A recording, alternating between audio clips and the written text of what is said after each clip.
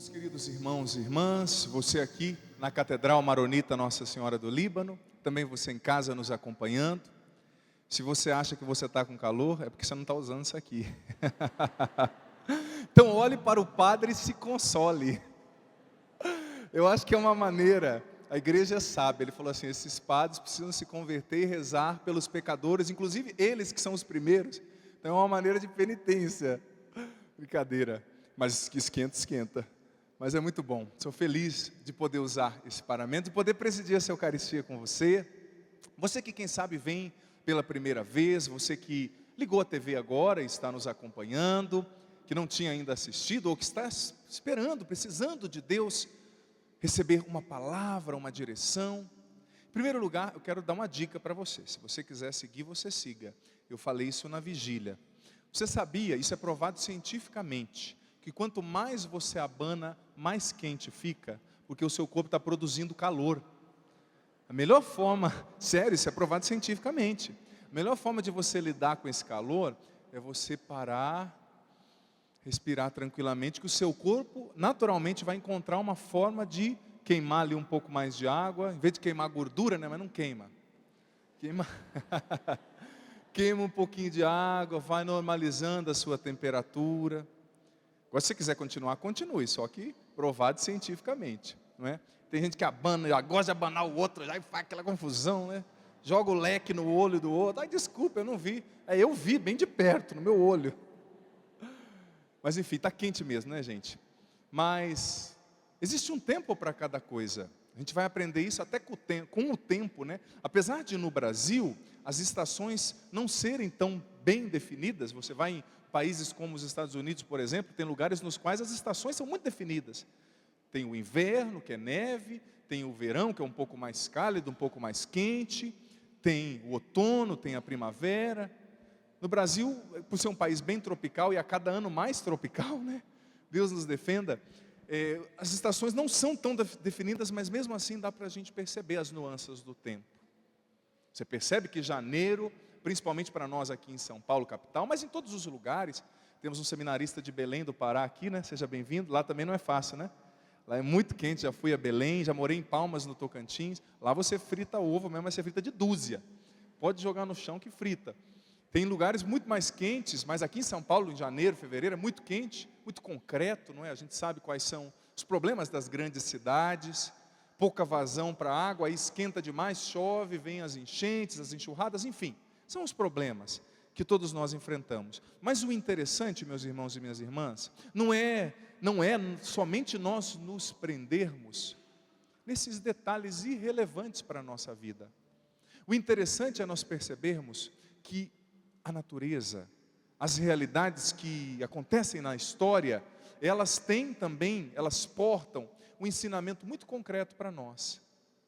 Eu tenho certeza, é lógico, eu sei que tem gente que come de tudo em qualquer hora, mas eu tenho certeza que nesse clima, nesse calor, se chegasse uma feijoada aqui para você, aquela feijoada que você come, você não sai nem do lugar depois.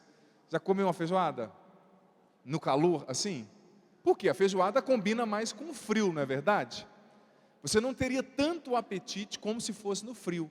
E assim sucessivamente.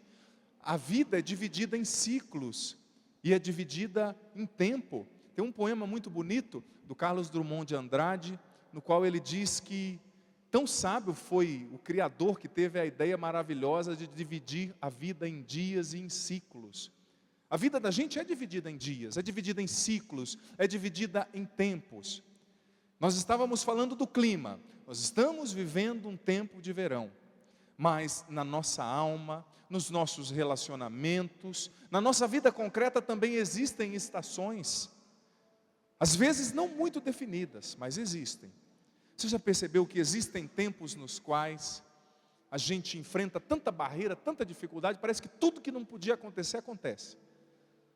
Tem tempos nos quais nós vivemos perdas, nós vivemos sofrimentos. Existem tempos nos quais nós nos encontramos, queridos irmãos e irmãs, com as nossas próprias fraquezas, nós não conseguimos vencer certas coisas. Contudo, existem tempos nos quais parece que tudo ao nosso redor tem a expressão de primavera, de flor, de alegria, porque parece que tudo é mais fácil. Existem tempos também na nossa alma e na nossa vida. E o que Jesus está falando hoje no Evangelho? Gente, é muito sério, preste atenção.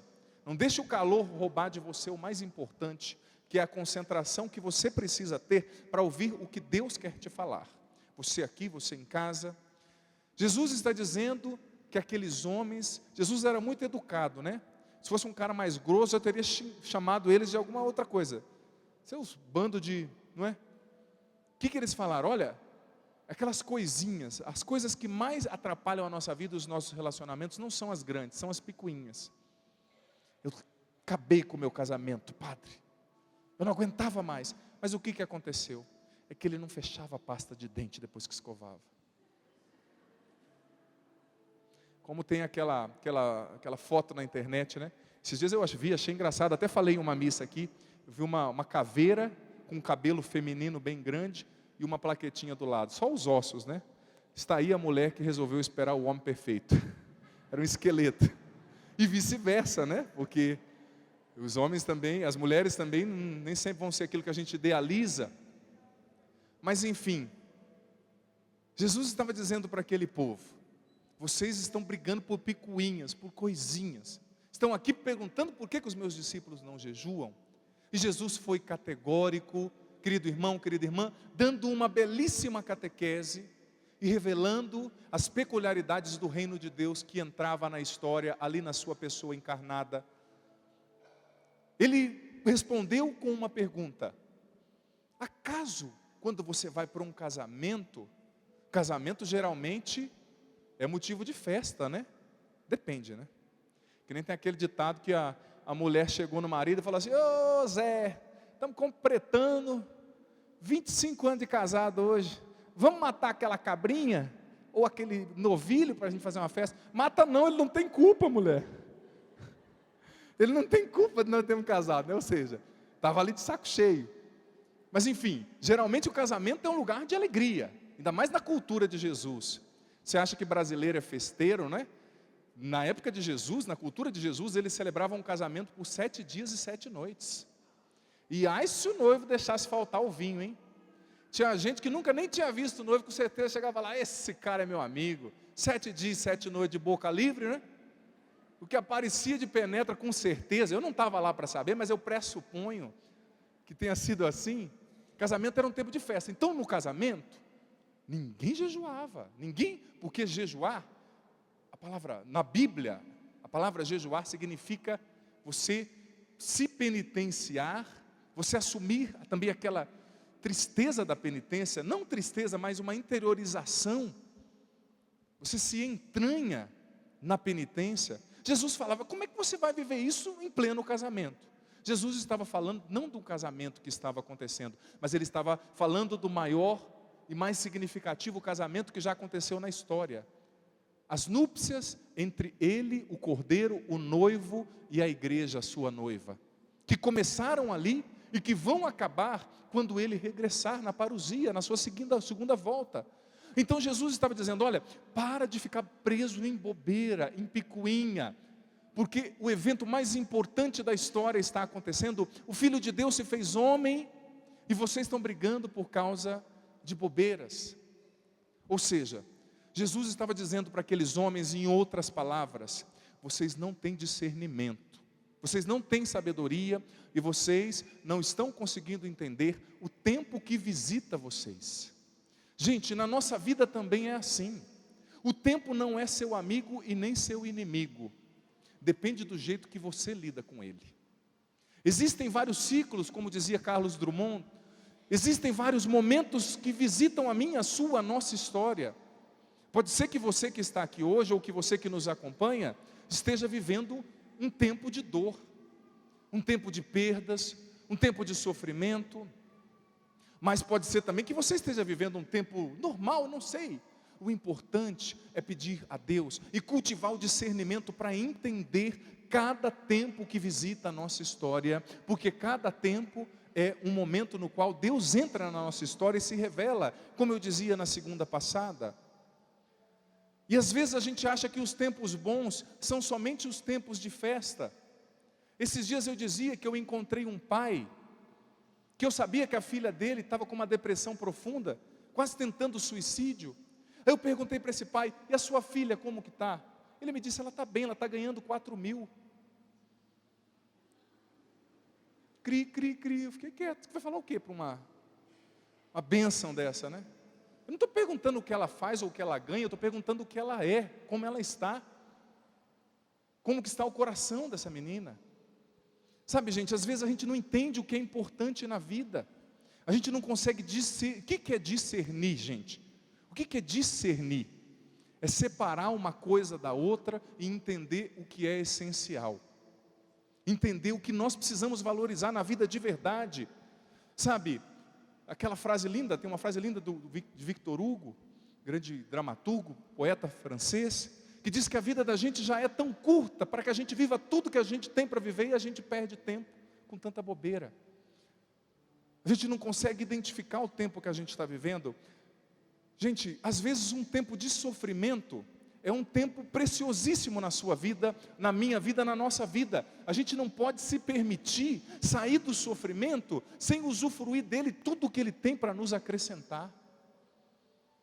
Às vezes você que perdeu alguém, você que está vivendo um momento de ressignificar a sua vida, perdeu um emprego ou um sonho não deu certo, saiba que esse é um momento especial, um momento para você cuidar mais de você, para você ser menos exterior e cuidar mais do interior. Isso está no novo livro que eu estou escrevendo, que eu vou lançar em julho. A gente é especialista em exterioridade. Eu estou tão bem, eu estou fazendo academia. Não estou vendo, não estou percebendo muita vantagem não. Estou fazendo o quê? Levantamento de garfo? Mas enfim, estou fazendo academia, eu fiz a minha escova, eu estou aqui com o meu carro. Tudo bem, você está com toda essa exterioridade em dia. E o seu interior, está do mesmo jeito? Como que você está cuidando das coisas que estão dentro de você? Ou você se aliena para agradar as pessoas, se sufoca? Quem sabe este seja o tempo de você olhar mais para você e cuidar mais das suas emoções, do seu interior. Quem sabe seja este o tempo de você discernir, separar uma coisa da outra, de você de fato entender quem é o seu amigo, quem é sua amiga de verdade, de você valorizar as pessoas que te amam. Gente, quanto tempo a gente gasta, muitas vezes, com pessoas que não merecem até a nossa atenção, que não nos valorizam, não nos respeitam, ou em situações que nós não deveríamos gastar aquele tempo ali. Mas Jesus é muito sábio. Você já percebeu que Jesus fala muitas vezes do tempo no Evangelho? Em uma citação ele falou: Jerusalém, Jerusalém, você não reconheceu o tempo no qual você foi visitada. Em outra citação ele falou: este é o tempo do cumprimento das profecias. Ele entrou lá no templo, em Nazaré, na sinagoga, aliás, e disse: hoje se cumprem as promessas, essa palavra da profecia de Isaías 61, o Espírito repousa sobre mim, porque o Senhor me consagrou pela unção, para levar boa nova aos pobres. Em outra citação Jesus diz, Marcos: este é o tempo da conversão. Jesus sempre fala do tempo, e não só Jesus, os poetas sempre falaram do tempo. É um tema muito presente no universo lúdico também, literário. Por que Jesus fala tanto do tempo? Porque Ele sabe a facilidade que eu e você temos de nos perder no tempo, e de nos deixar enredar pelo tempo, sem crescer e sem amadurecer o tanto que a gente precisa. Gente, eu não tenho medo de envelhecer, com certeza, não tenho. Eu acho lindo quando você vê, com todo respeito, viu? Mas um velhinho, uma velhinha que sabe ser velhinho, que sabe ser velhinha. Eu tenho medo de chegar aos meus cabelos brancos sem a sabedoria que eu precisava ter diante dos anos que eu vivi. Isso que é tristeza no coração. Isso que amarga o coração. Porque o que é uma pessoa sem sabedoria? É uma pessoa que não aprendeu com a vida. Gente, a vida é um dos melhores pedagogos. E o que a tua vida está querendo te ensinar que você e eu não estamos aprendendo? Ai, padre, nada dá certo para mim. Por que nada dá certo para você? Você já parou para pensar? Esses dias eu atendi uma mulher que falou assim: padre, eu quero a sua oração, dá uma benção, mas dá com as duas mãos mesmo. Eu falei: nossa, como?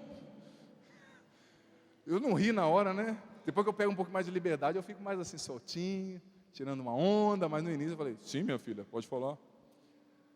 Porque nada deu certo na minha vida. Casei com o primeiro marido, aí não deu certo, padre. Ele era muito ciumento. Mais do que isso, padre, roncava muito. Tudo bem, minha filha. Aí casei com o segundo, o senhor sabe como é que era? Não sei, não. Não, você não sabe. Mas esse segundo, padre, a família dele era muito chata, principalmente a mãe.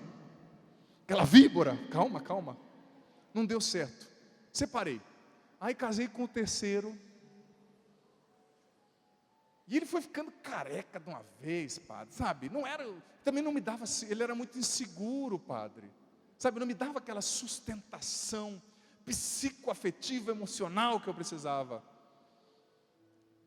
Fazem 2 anos que eu estou solteira, padre. Sabe o que eu descobri? Eu fiquei atento, falei, o que será que essa abençoada descobriu? Me conta.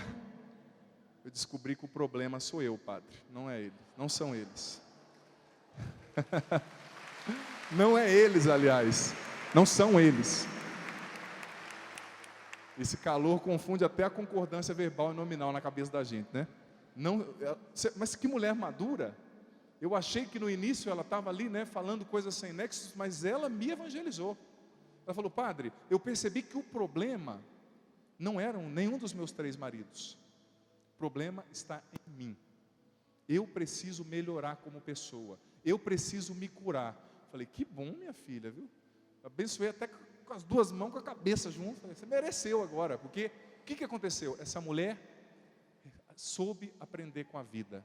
Agora a pergunta que eu faço, precisava ter sofrido tanto? Filho, filha, tem coisa que você pode evitar. Escute a Deus, muda a sua vida hoje. Você vai ser o ser humano que você quer amanhã, se você tiver a coragem de mudar suas escolhas hoje. Não deixa para amanhã. Porque é muito fácil culpar os outros como essa mulher. No nosso lado sempre vão ter pessoas chatas, pessoas difíceis. Só que quando você se torna uma pessoa boa, tudo que é difícil demais do lado de fora começa a se transformar. Porque bondade atrai bondade. E quem tem a coragem de dar o primeiro passo no amor, não tem como colher outro fruto a não ser amor nos passos da sua história. Tenha coragem hoje de entender o que Deus está te pedindo em cada tempo. Existem tempos de avançar, existem tempos nos quais nós precisaremos recuar, retroagir, como diz o Eclesiastes, capítulo 3. Existem tempos nos quais você e eu precisaremos nos calar. E esse é um grande desafio para nós, para a nossa sociedade, para a nossa geração, porque nós estamos, gente, sempre conectados, sempre querendo que tudo aconteça. Gente, uma das coisas que mais tem feito as pessoas sofrer hoje em dia, não é tanto câncer, não é tanto desemprego, isso também está pautado em algumas pesquisas. O que mais tem feito as pessoas sofrer, hoje em dia, se chama ansiedade, e aquilo que ela gera. Ansiedade que gera insônia, que gera úlcera, que gera as doenças psicoafetivas, que gera as doenças... Esqueci, tem um nome, esse calor está me... Vem Espírito Santo, mas o Espírito Santo tem muitas imagens na Bíblia que falam do Espírito Santo. Uma delas é o fogo, mas outra é a água. Hoje a gente vai pedir o Espírito Santo como água. Venham água viva, porque está quente demais. Não dá para esquentar mais. Mas como eu estava dizendo, não percamos o raciocínio. Um dos maiores inimigos nossos hoje em dia é a ansiedade, gente. A ansiedade que gera doenças psicossomáticas, me recordei o nome. Aquela doença, aquela ansiedade que vai gerando aquela agitação que não vai deixando você dormir. Ai, padre, eu estou ansioso. Por quê? Não sei. Porque vai acontecer alguma coisa. O quê? Nada. Não sei. Gente, não, infelizmente você não percebe, principalmente quem mora numa cidade grande como nós, ou outras pessoas também que moram em lugares menores. Ansiedade é um vírus que vai entrando em você. Gente, se você for colocar no papel o que você precisa comer para sobreviver e o que você come, 85% das pessoas comem muito mais do que necessitam para viver por ansiedade. Pura ansiedade. E aqui vem tantos outros problemas. Eu não estou falando só da aparência, não é? Tem coisa que você resolve a aparência, aí vai na academia, vai correr, ou como dizia um pregador esse dia que eu vi, deita de bruço, né? Quando o marido estiver chegando do serviço, deita de bruço que emagrece, esconde a barriga. Mas essa ansiedade que vai gerando tantas outras coisas dentro de nós, gente. Quantas vezes os nossos relacionamentos, os seus relacionamentos não acabaram por causa de ansiedade? Porque a pessoa ansiosa, ela não sabe conversar. A pessoa ansiosa, ela julga antes de saber o fato. Às vezes o marido nem fez aquilo, mas a mulher está tão ansiosa que ela vai. Na ansiedade, a gente não sabe respeitar o nosso tempo. Não sabe entender, agora é hora de dormir, agora é hora de descansar. E também não sabe respeitar o tempo do outro. Jesus está falando conosco hoje de maneira muito séria, gente. Ele está nos dizendo, saibamos lidar com o tempo. Saibamos conduzir o tempo, porque senão Ele vai nos conduzir. Você já percebeu? Eu estava lendo uma pesquisa antes de vir aqui para a missa. Eu até trouxe ali 7 dicas para você não desperdiçar o seu tempo. Falando de coisas concretas do dia a dia. Mas eu estava lendo uma pesquisa que comprovava que no âmbito profissional, mais de 80% de muitos profissionais não são tão produtivos e eficazes no trabalho como deveriam e poderiam por causa de pequenas distrações que se prolongam. É uma rede social que você entra. Ai, padre, mas eu preciso ver meu WhatsApp, senão fico tremendo. Estou brincando, mas é sério. Eu preciso fazer isso. Você percebeu quantas distrações vão entrando na nossa vida? E a distração, ela é cruel, ela é sórdida. Por quê? Porque você se distraiu e era para ter feito aquele serviço na sua casa naquele tempo.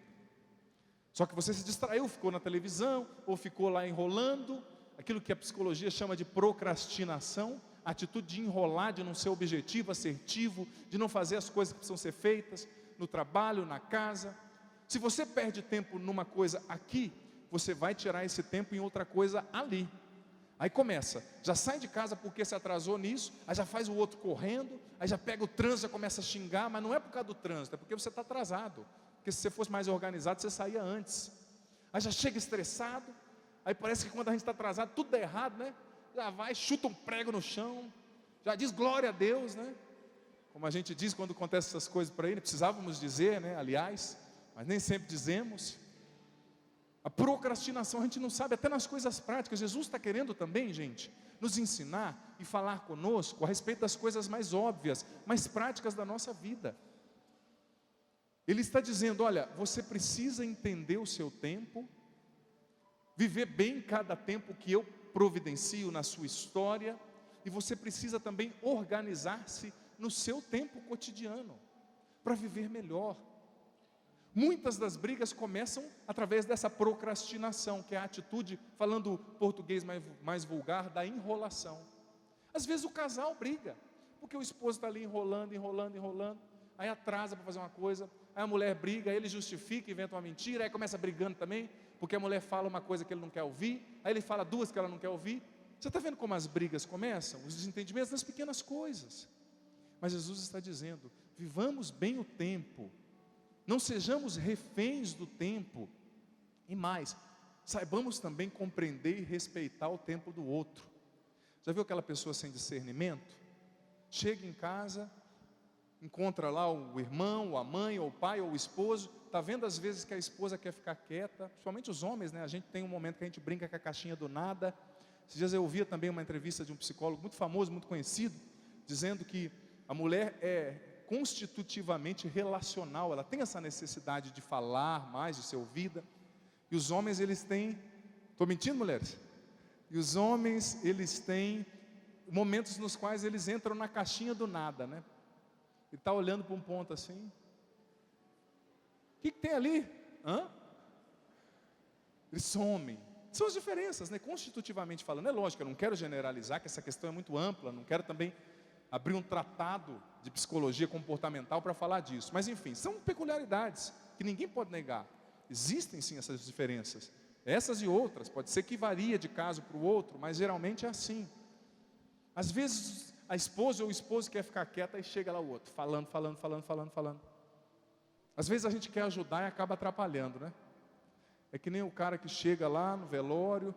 Velório é um lugar que você tem que treinar o silêncio. Porque se você bobear, você fala bobeira, não é? Vai lá abraçar a mãe que perdeu o filho. Oh, é assim mesmo, né? Foi Deus que quis. É tanta bobeira que a gente fala, né? Que Deus que quis. Às vezes foi uma fatalidade, um acidente que acontece, né? Tem tanta coisa que às vezes nem tudo é do jeito que Deus planejou. Nós, seres humanos, saímos das rotas, das trilhas daquilo que Deus desenhou para a nossa história. Mas vai lá e fala uma bobeira, né? Ou vai lá, que nem eu já contei, que eu encontrei a mulher na fila do banco, querendo ser simpático, a mulher lá na frente, coçava a barriga, bem pontudinha. Quantos meses, senhora? Estou grávida não, sou gorda mesmo. Quase que eu entrei debaixo tinha um ralinho embaixo assim de água na fila do caixa, quase que eu entrei lá de ponta, não é? Às vezes a gente quer ajudar, estou dando um exemplo, né? Mas às vezes lá na sua casa, respeita o seu tempo. Às vezes a sua esposa pode ter perdido a mãe há pouco tempo, ou o seu marido perdido o pai, a mãe. Às vezes ele quer ficar sozinho. A gente tem que entender o tempo de Deus na nossa vida, respeitar o tempo que nós estamos vivendo e também saber entender o tempo do outro, dar tempo para o outro reagir, acreditar no outro, respeitar a individualidade do temperamento, do jeito de ser do outro, gente. Daquele que convive conosco, daquele que trabalha conosco. Ninguém tem a mesma forma de ver e de realizar as coisas, mas todo mundo é capaz, se bem estimulado, se bem incentivado. Cada um dá os passos no ritmo que lhe é próprio. Saibamos hoje escutar Jesus, sobretudo no nosso coração, irmãos e irmãs, e entendamos qual é o tempo no qual nós estamos inseridos. Pode ser que a sua alma esteja enfrentando o inverno, uma secura, como tem aquela metáfora que diz que no inverno as árvores secam por fora. Uma metáfora não, isso é real, mas tem uma metáfora que foi contada por um escritor inglês, muito bonita, que eu não me recordo o nome dessa metáfora, do poema, não sei, que ele diz que no inverno, aquela árvore linda que você vê no verão, ela derruba todas as suas folhas, perde todas as suas folhas e parece que morre, mas não. No inverno, a árvore recolhe toda a sua vida na raiz, para depois, quando vier a primavera, aquele espetáculo de vida retornar com uma força exuberante, com folhas, com flores, com cores. Pode ser que a sua vida também esteja enfrentando um inverno, no qual a sua seiva se recolheu para dentro, mas saiba viver esse momento, ele vai ser importante para você.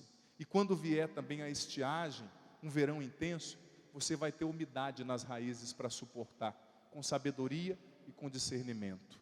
Amém? Vamos ficar em pé, vamos cantar juntos, vamos rezar, vamos elevar a Deus o nosso coração, pedindo a Ele, sobretudo, esse dom de saber aproveitar o nosso tempo.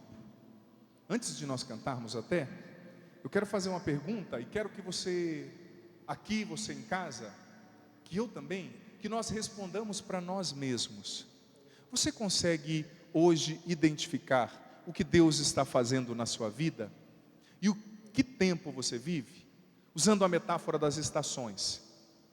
A sua alma enfrenta hoje um inverno, um verão, uma primavera, um outono.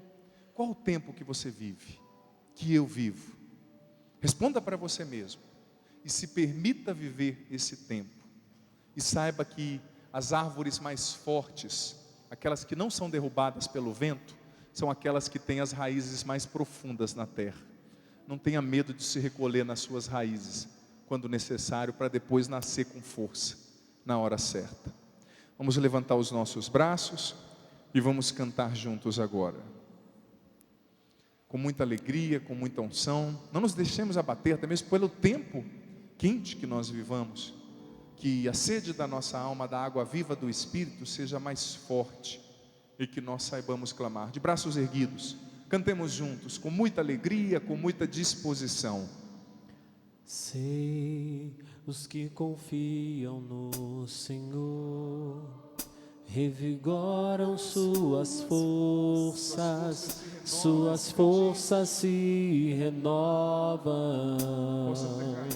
vacilar, cante. Posso até cair ou vacilar, Mas consigo levantar, mas consigo levantar, pois recebo dele asas. pois recebo dele asas. Ergue bem os seus braços e como águia, e como águia, me preparo para voar. me preparo para voar. Do início novamente, sei que os que confiam no Senhor Sei, os que confiam no Senhor revigoram suas forças. revigoram suas forças. Suas forças se renovam. Suas forças se renovam. Solta a voz, canta isso do fundo da alma. Posso até cair ou Posso vacilar, até cair ou vacilar, mas consigo levantar, mas consigo levantar, pois recebo dele pois asas. recebo dele Jesus. asas. E como águia me preparo para voar. Como Do águia, fundo da alma, me canta isso. preparo pra voar. Eu posso ir muito além de onde estou. Ir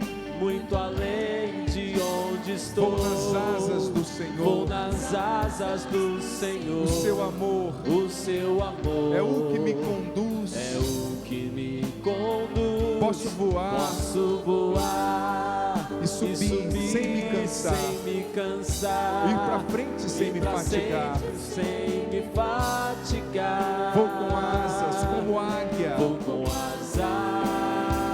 Como águia. Como águia. Pois confio no Senhor. Pois confio no Senhor.